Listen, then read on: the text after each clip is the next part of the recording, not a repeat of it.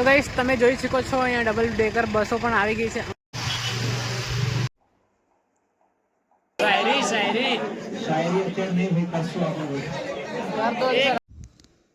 Hello guys, બધાને જય શ્રી કૃષ્ણ. તો સવારમાં આપણે આવી ગયા છે લાઇબ્રેરીમાં. અત્યારે વાગ્યા છે 7 વાગી અને લગભગ 10 મિનિટ જેવી થઈ છે.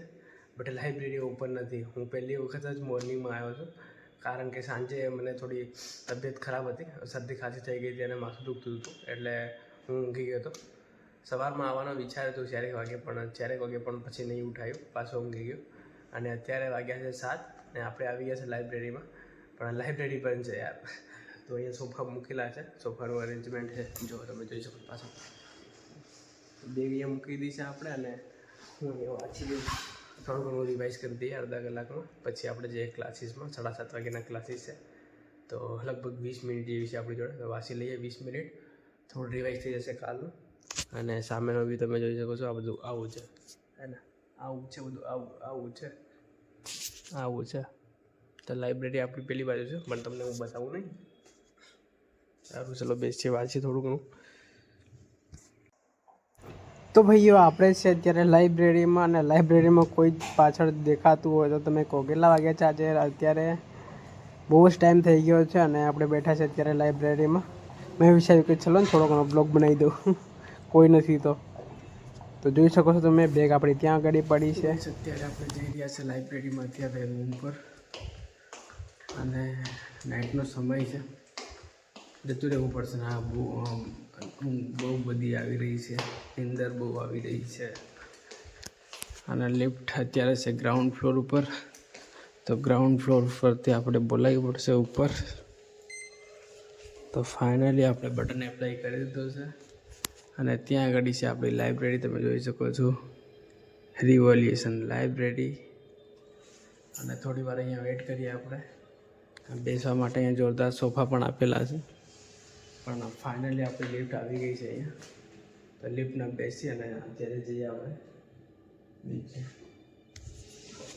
પ્લીઝ, ડોર ઓપન થઈ ગયો છે અને ગ્રાઉન્ડ ફ્લોર એપ્લાય કરી દઈશું અને જઈએ આપણે હવે રૂમ પર. અને ઊંઘ 2 દિવસથી ઊંઘ બરાબર લીધી પણ નથી. તો ભાઈના લગ્નમાં ગયા હતા, તો બહુ જ મજા કરી ત્યાં પણ. અને હવે જઈએ આપણે રૂમ પર, અને રૂમ પર જઈને ઊંઘવું પડશે. બહુ જ જોરદાર ઊંઘ આવી રહી છે. તો ફાઇનલી આપણે ગ્રાઉન્ડ ફ્લોર પર પહોંચી ગયા છે, અને ડોર ઓપન થાય એટલે નીકળ્યા બહાર. ફાઇનલી ડોર ઓપન થઈ ગયો છે, અને સામેનો વ્યૂ, નાઇટનો વ્યૂ કંઈક આવો છે. અને જઈએ હવે ડોર.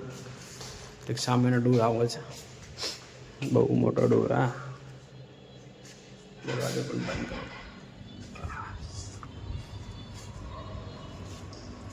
બંધ કરી દઈએ. અને બધું બંધ થઈ રહ્યું છે, બધું બંધ પડ્યું છે અત્યારે. તો અત્યારે આપણે નીકળી ગયા છે અહેમદાબાદ જવા માટે. અને રોડ તમે જોઈ શકો છો, બહુ જ શાનદાર, અને લાઇટિંગ બી બહુ જ જોરદાર કરી મૂક્યું છે અહીંયા.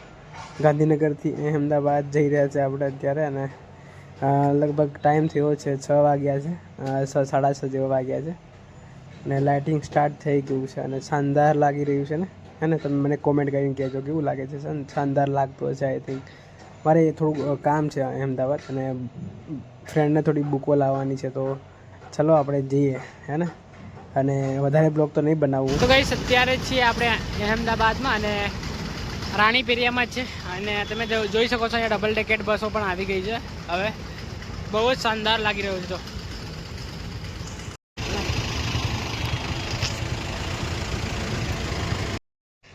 ટ્રાફિક બહુ બધું છે, તમે જોઈ શકો છો. અહીંયા ક્યારના અમે વેઇટ કરી રહ્યા છે. ટ્રાફિક નીકળે એટલે નીકળીએ આપણે ગાંધીનગર જવા માટે. અને રસ્તો જામ છે પૂરેપૂરો. પાછળ બી જોઈ શકો છો તમે. તો ટ્રાફિક સ્ટાર્ટ થાય એટલે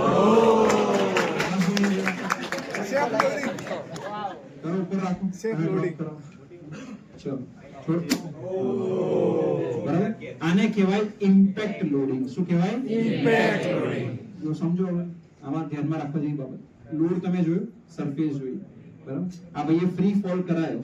આન્સર કરો, આજે લોડ જે ટ્રાવેલ કર્યું છે કોઈ વેલોસિટી થી ટ્રાવેલ કર્યું હશે ને કોઈ વેલોસિટી હશે ને ગ્રેવિટી લોડ લાગે છે એના કારણે કોઈ વેલોસિટી હશે કેવી રીતે શોધે આપણને આવડે છે ન્યૂટનના નિયમ આવડે ને કે નહીં આવડે આ ડિસ્ટન્સ માપી લેવાનું આ જેટલું ડિસ્ટન્સ હતું બરાબર is equal to v into t plus 1/2 g into t square આવું આવતું હતું ને ઇક્વેશન એનાથી મળી જાય તમને વેલોસિટી બરાબર ટાઈમ માપી લેવાનો તો વેલોસિટી શોધી કાઢવાની ચલો અહીંયા જો કોઈ વેલોસિટી હતી સર્ટેન માની લો 10 મીટર પર સેકન્ડ ની હતી કેટલી હતી 10 મીટર બરાબર ફરી લો સેકન્ડ ટાઈમ ઉપર રાખો છો દેખાય ચલો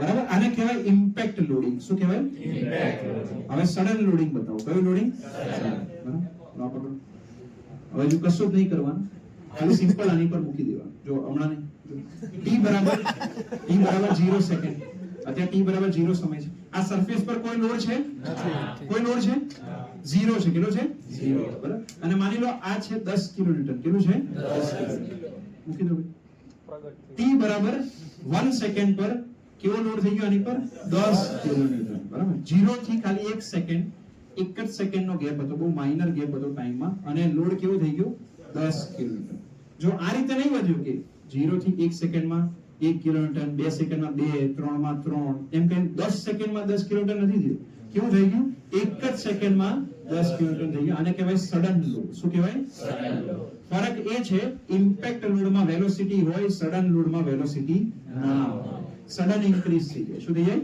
સડન ઇન્ક્રીઝ બોલો બંનેમાં ફરક ખબર પડી ગયો ખ્યાલ આવે કે નહીં આવે ઓકે ચલો વેરી ગુડ શાયરી અત્યારે નહીં ભાઈ કરશો આપણે